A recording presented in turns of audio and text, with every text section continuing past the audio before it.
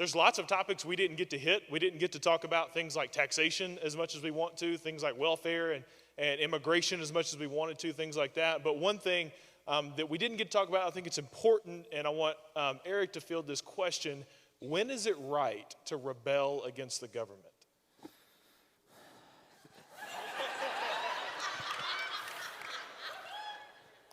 I'm glad we got security in this building.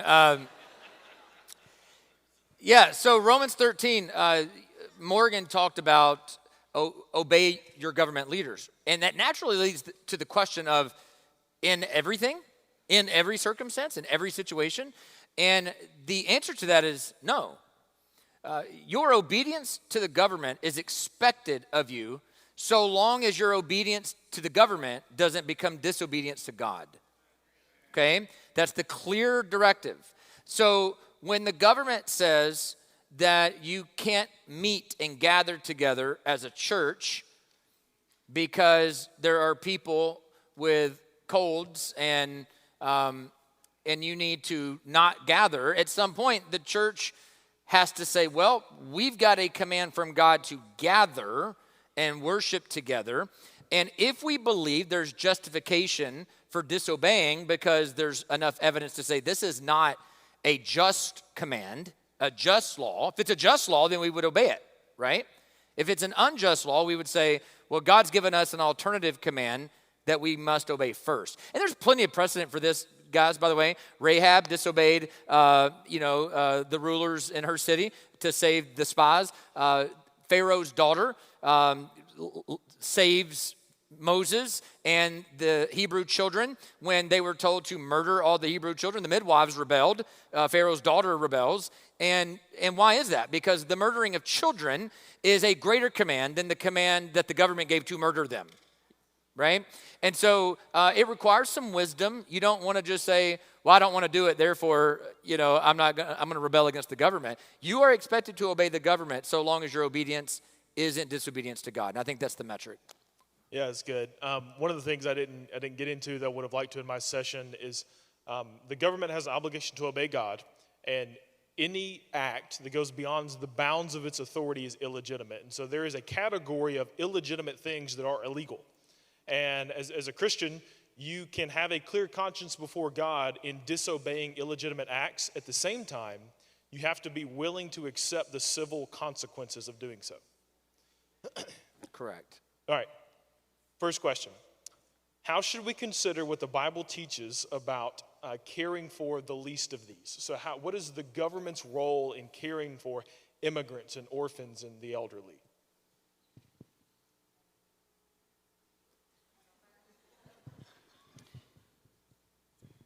Well, it seems that anything the government takes over is done really poorly. So my simple answer to that would be to create a state in which the church can thrive, because the church is the best organization in the world to take care of these things. And so if government takes it upon itself to be the caregiver or the sole caregiver or primary caregiver, those things are going to get done very poorly. And so creating an environment where the church can thrive, I think, is the best option. Add one thing to that. There's nuance in there, how that works out in actual policy, but getting the grounding right, as Brandon mentioned, is first and foremost, and then how that actually fleshes out. But there's also a hidden motive to be aware of. The idea of the government and government welfare programs being just an innate good is a false idea. Yeah. There's an old saying that says when you want to convince the slave that he's free, the first thing you do is begin giving him stuff. Right, and so there's this idea of there might be some humanitarian motive in that, and I'm not saying everything's just some big evil conspiracy, but at the same time, when the state who has the power over these resources becomes the one that's doling out the resources, well, now all of a sudden it's created a whole class of people that's beholden to the state, and that's something that we should be really careful about. Yeah, and think about it like this too. The reason, this goes back to what I was saying about when helping hurts. God has built us in such a way that we find dignity in work, in earning things rather than simply having them given to us. There is something about our identities as workers. We are workers. Adam and Eve were told to tend the garden before there was sin.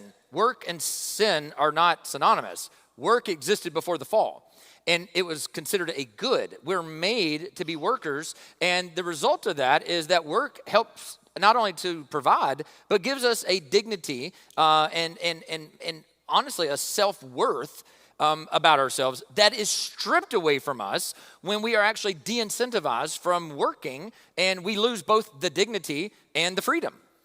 And so I think you have to look at this, again, starting with principle and then working itself out to policy. I am not opposed to the government providing help to people. The question becomes, is the help we're providing positioning them and setting them up to therefore then be an individual autonomous worker who can then provide for themselves and earn their dignity? Not do we make them a lifelong slave to the need. Okay, that's a really important distinction. So I think that's the starting point. Two, anything the government gets involved in, the government, by its nature, has one direction. It bloats. Okay, it doesn't ever restrict itself. It never cuts off its own arm. It never says we ought to lose weight. The government is a perpetual eater. Okay, it is a midnight snacker. It never sheds pounds from itself. And the reason I say that is because what the government gets into, it's hard to ever get it out of. You just have to understand that's the nature of government. Okay. So basically, the government is a glutton. It's a good thing we're not in England today. It's a better way of saying it.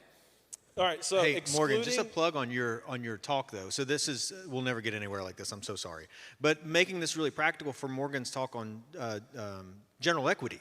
So if we look to the Mosaic Covenant, there were structures in place for the welfare of people who needed help. That's right. And so this principle of looking at the idea of general equity, of looking at what the Scripture says and seeing how that applies to the particular government system, would really be helpful in that situation too. Yeah, that fits in the basic framework. The government's responsibility is reward good, punish evil. Is it good for us to help people who cannot help themselves? Yes. Is it bad for us to steal and give things to people that could help themselves? Yes.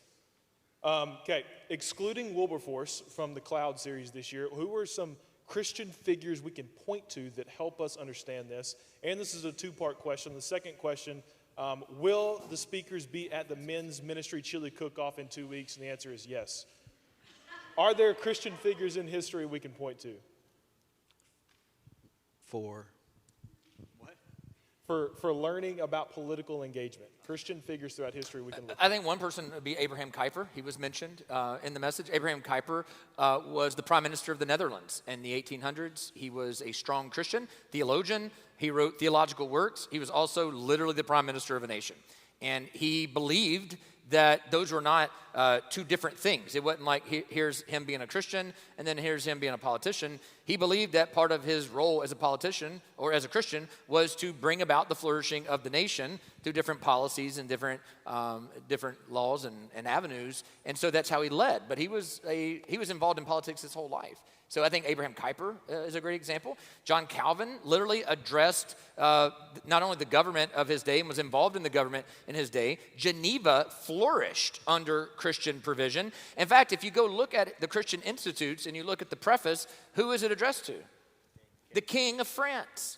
He literally wrote the institutes to the King of France. So there's a long history of Christians involved in politics. It's only recently that we've created this sacred secular divide where it's like, oh, we shouldn't do that. That's a very modern idea. Yeah, one person that comes to mind, Charles Spurgeon. He spoke against slavery a lot in his sermons and in his writings. And his writings were exported from London to the United States because people loved Spurgeon's writings until he started speaking against slavery. And then they said, we don't want those sermons anymore. And so he lost a lot of revenue from that. But his voice was influential in the abolishment of slavery. Also, too, if you look at the history of Western civilization, everywhere that Christianity went, the flourishing of that nation followed it. And here's why. Not only was government influenced, but then the education began to be influenced. And then the financial systems began to be influenced. In other words, Western civilization exists because Christian principles were instituted in those places, and from that came the flourishing of a society where women were educated, where in previous societies they were treated as less than citizens. The poor were provided for and cared for. Rather than caste systems that people were born and perpetually lived in, now people had a chance to advance because everybody was considered equal in the eyes of God with dignity and worth and value. So you can trace this historically. Christians were the ones spearheading the abolition and end of slavery. This goes back to every major thing that has happened in our country. Christians were involved in because we had a grounding with our worldview that other people without that worldview did not have to push those ideas. Yeah, a contemporary voice I would point you to that may actually shock you to hear is John MacArthur. MacArthur has spent 50 years ministering in the most liberal state in the country. And he has done, in my opinion, an excellent job of maintaining a prophetic voice towards the politicians in his area. Next question. Told you we would hit the hot topics. I'll ask the question. I'll lay out the arguments for each side of this question. Then anybody else that feels like tackling it, feel free. The question is, what role should women play in politics, and should women hold public office? There's two positions. One is yes, and the other one is no. The argument in favor of it is basically this. There are three spheres, as Nick laid out: the family, the church, and the state. There are clear commands for men to be heads of the household. There's clear commands for men to be head of the church. There's no clear statement that says, thou shalt not elect women politicians. And at the same time, men and women are equal in dignity and value and worth, and therefore we should make space for women in public office to serve because they've not been commanded not to. Now, the argument against it is that if you look at the three spheres, if you have men in the head of the home, you have men in the head of the church, why in the world would you put women and flip that role at the head of the state? You also have some biblical examples, especially in Isaiah, where he talks about it's God's judgment on a nation to have women rulers, to have women ruling over the society. It's a judgment from God. And so there's some room for disagreement here, but those are essentially the two arguments for or against. Brandon, your thoughts?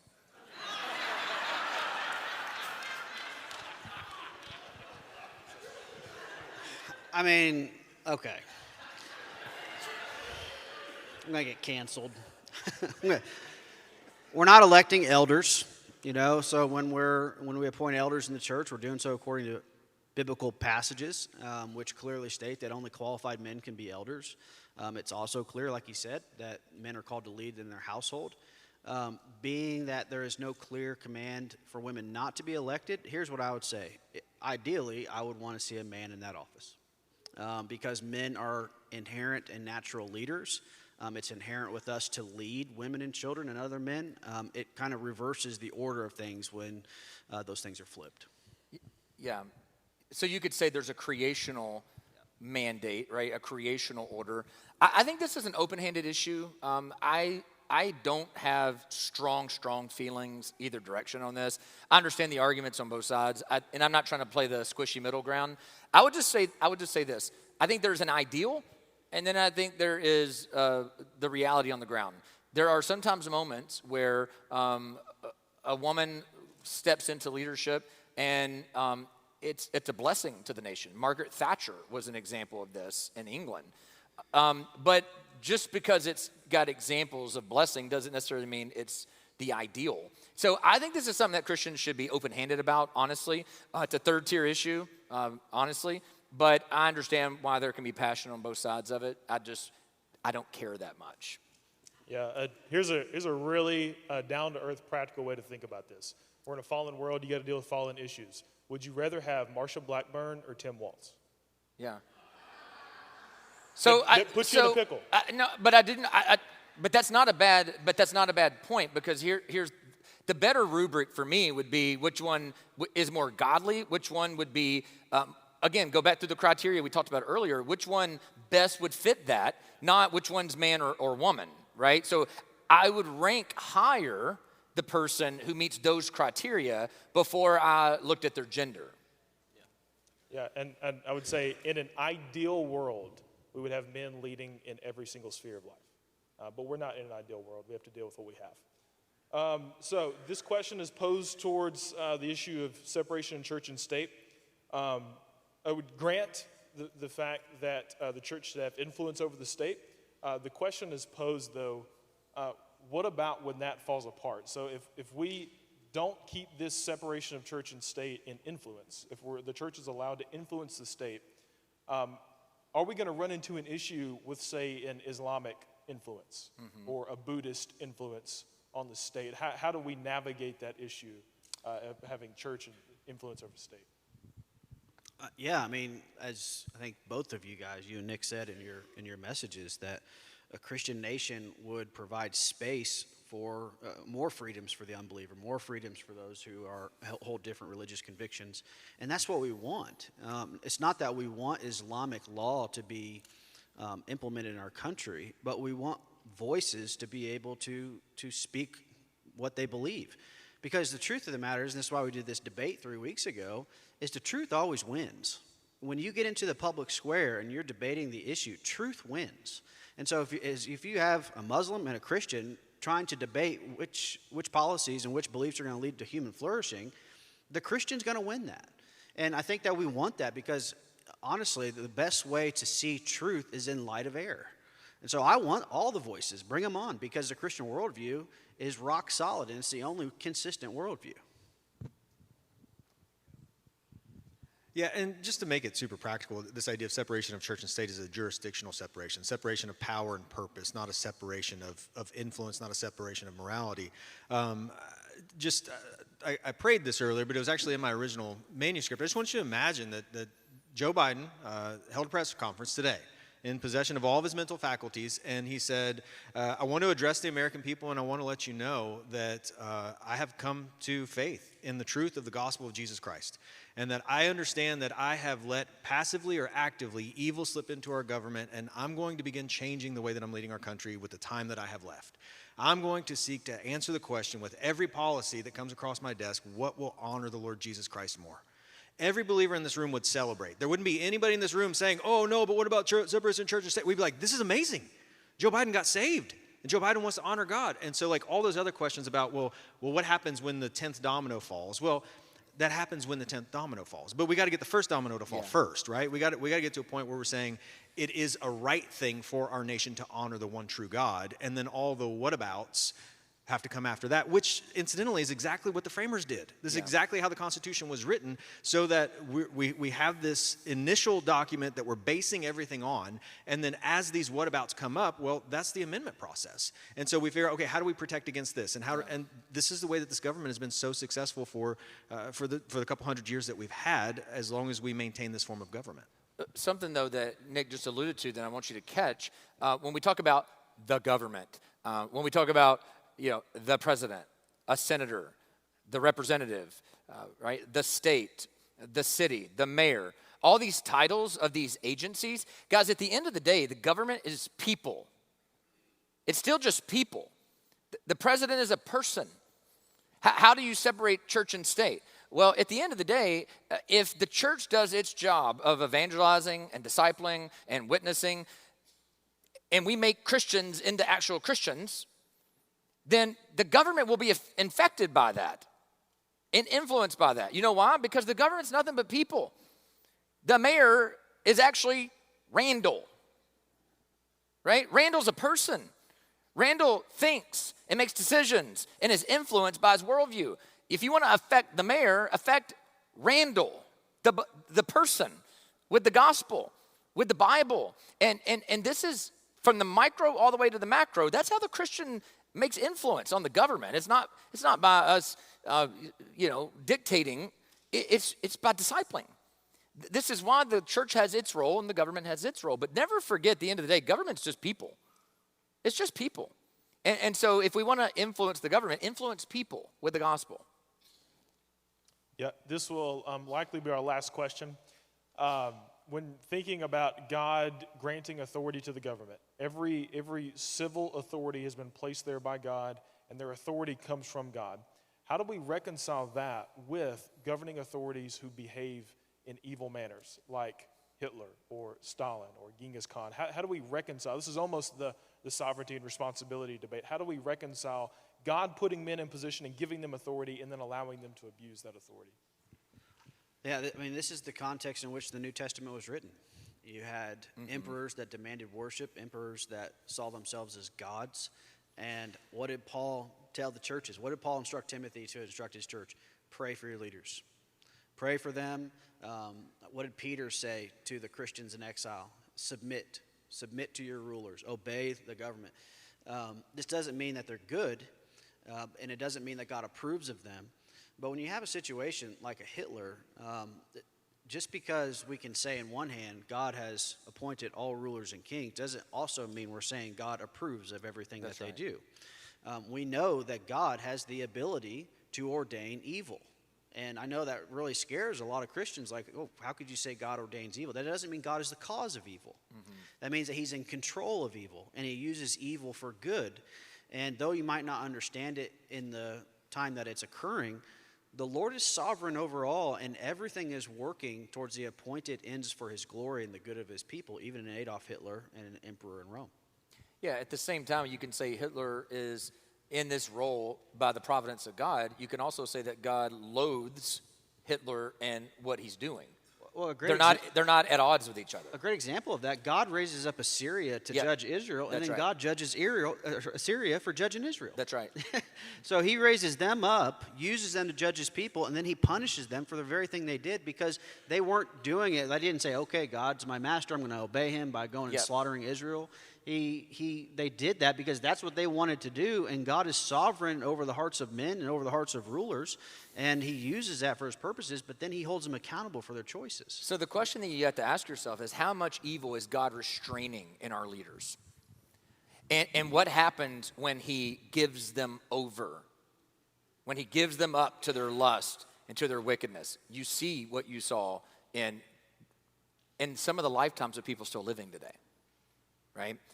So you see atrocities, you see evil because men are sinners and there's wickedness and there's evil in the world. And so you could say God is sovereign over the rulers, but God also restrains evil. But there is a time when his wrath mounts and he gives them over. And when he gives them over, this is when you see gross injustices take place. There's something analogous here that's really helpful to me in thinking about this. Who determined who your parents would be?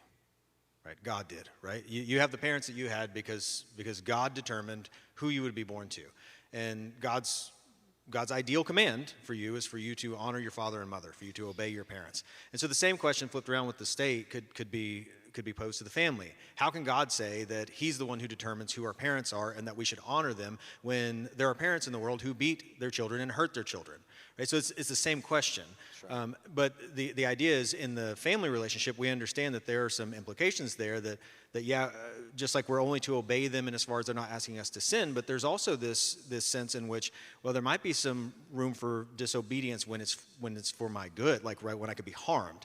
And so when we kind of apply the same standard to say Adolf Hitler, and we say, well, all power comes from God. Adolf Hitler wouldn't have been a leader unless Adolf Hitler was a leader. Well, at the same time, that doesn't mean, as it's already been said, that the Lord approved of Adolf Hitler's actions any more than the Lord approved of the actions of a father who beat his children, even though he is the one who determined who that child will be born to and commands that child to obey his father in as much as he doesn't lead him into sin or harm him. That's good. I'll just add one more thing to that. God appoints the father. He allows the father's actions in being the children, but God is not out of control of those actions. Yeah, right.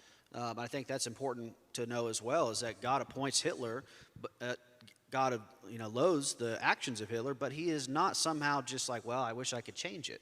God is actively involved in these things to carry out his will. And you don't have to know what God's means or ends are for doing that. But, right, you don't have to understand the why. This is why the Bible over and over again says, trust in the Lord with all your heart and lean not on your own understanding. God doesn't take counsel with us and say, what do you guys think about this? At least he hasn't to me yet. So I think it's important that we recognize, like, his ways are not our ways and his thoughts are not our thoughts. You know, you look at what happens to the Jews in Europe, and without that, there doesn't become a nation state of Israel right after that. What are the blessings that come out of that happening for those people? But now all that's connected to conflicts happening today. So, like, how do you how do you live your life if you don't see the hand of God that's in all of it and yet trust him for what he's doing in it? Yeah, and I think something you mentioned earlier is that how much evil is he restraining? Yes. So those 6 million Jews, why wasn't it 20? You know, it's because of the restraining arm of God. Yeah. Yeah. Well, guys, a lot of you have submitted questions asking about resources and what are we going to do with this. So we're going to have all of our sessions, they've been recorded. We're going to have them posted on YouTube. They will be on our church's website available for you. We're going to take our manuscripts, our content. We're going to actually create a political theology booklet. We're going to have it available for you to take home to read, to go through this material on your own. And then be on the lookout for some resources coming through Knowing Jesus Ministries. We're going to be putting some stuff out through there. Thank you guys so much for coming today. Hey, This has been an absolute too, blessing. I've had a podcast that I'm a part of that's about politics and theology. So if you look that up, the Bully Pulpit podcast, I'm on there with another pastor, an ethicist, and a political operator talking about the issues of our day leading up to the election. So that could be a helpful resource as Yeah, well. well, I'm going to have a list of podcasts and resources and things like that in that booklet, and Pastor Eric's going to be in there. Thank you guys for coming. If you have children, please go and get them as quick as possible so we can get our Thank you child care guys for workers coming. home. Appreciate Thank it. you so much.